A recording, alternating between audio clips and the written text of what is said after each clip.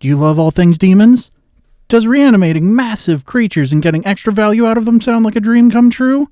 Do reanimation strategies really butter your biscuits? Then Belakor might be the commander for you. Belakor reads, Belakor the Dark Master, 3 a blue, a black, and a red for a legendary creature demon noble with flying, Prince of Chaos. When Belakor the Dark Master enters the battlefield, you draw X cards and lose X life, where X is the number of demons you control. And Lord of Torment, whenever another demon enters the battlefield under your control, it deals damage equal to its power to any target, 6/5. So in this deck we clearly want demons, and we want a lot of them. What better way to get demons out than to cheat them into play? We'll be accomplishing this primarily through reanimation strategies.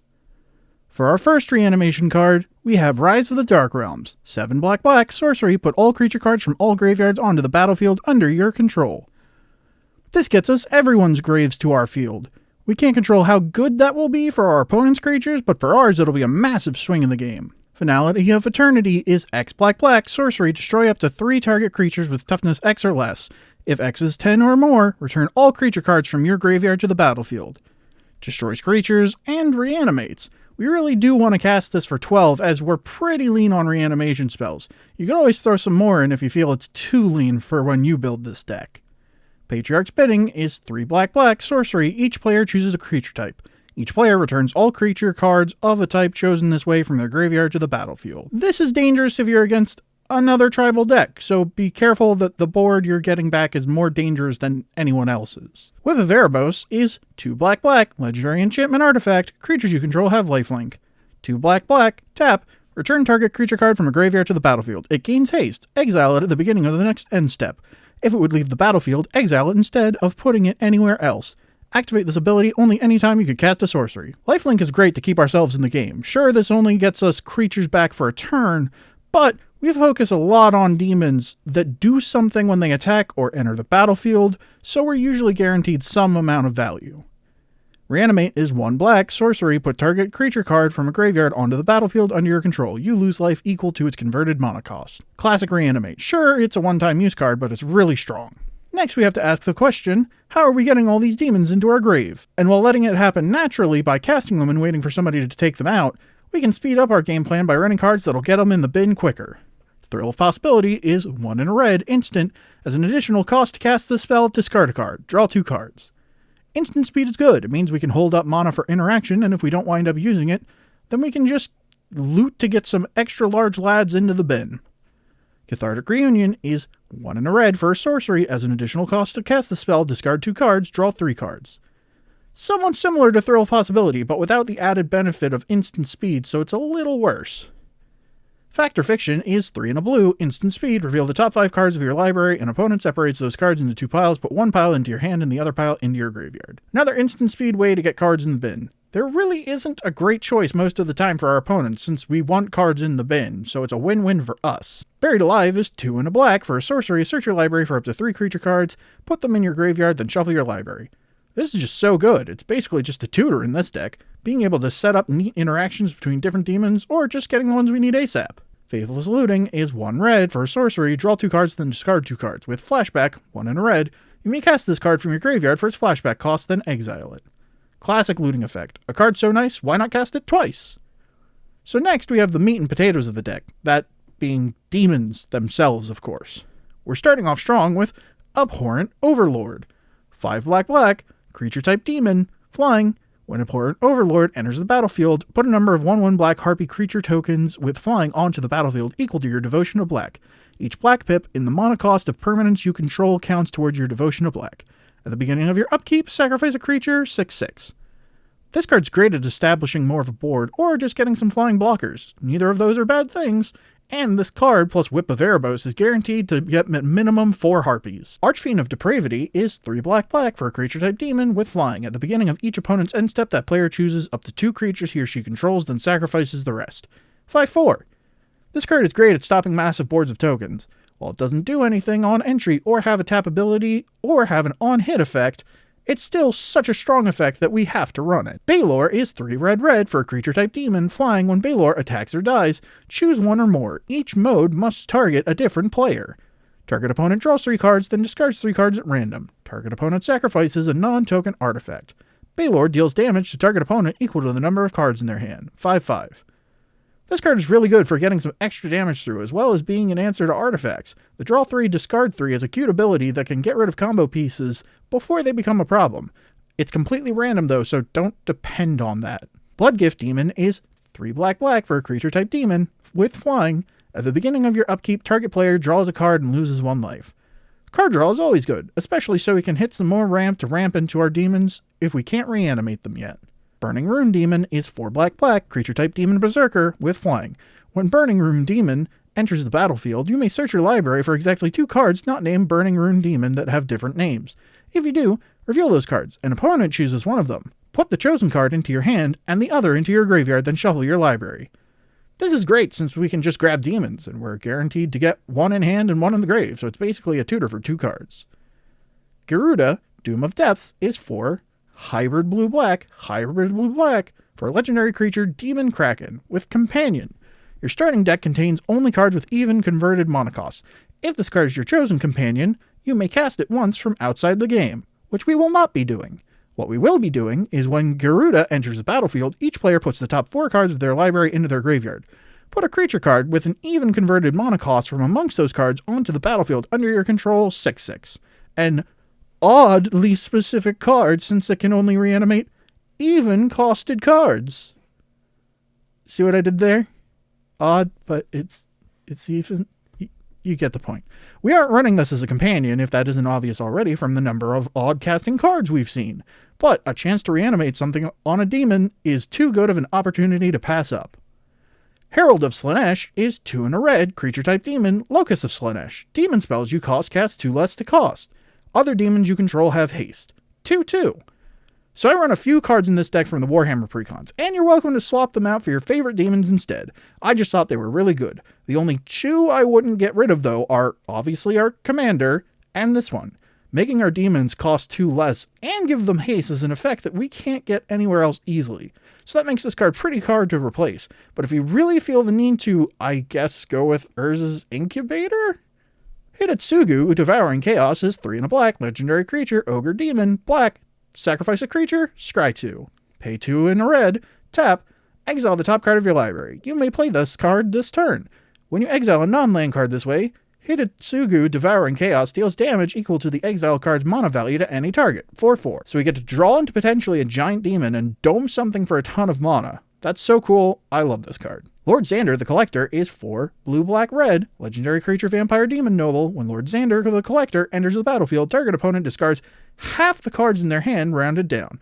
When Lord Xander attacks, defending player mills half their library rounded down. When Lord Xander dies, target opponent sacrifices half the non-land permanents they control rounded down, 6/6. This card is cool. It does something when it enters, attacks, kicks the bucket. This thing plus Whip of Erebos is living the dream. Rakdos, Lord of Riots, is black, legendary creature, demon. You can't cast this spell unless an opponent lost life this turn. Flying Trample, creature spells you cast cost 1 generic less to cast for each 1 life your opponents have lost this turn, 6/6. Creatures cost less if you deal damage, you say. Normally people take advantage of this by playing Eldrazi, but 2 mana demons are nothing to sneeze at.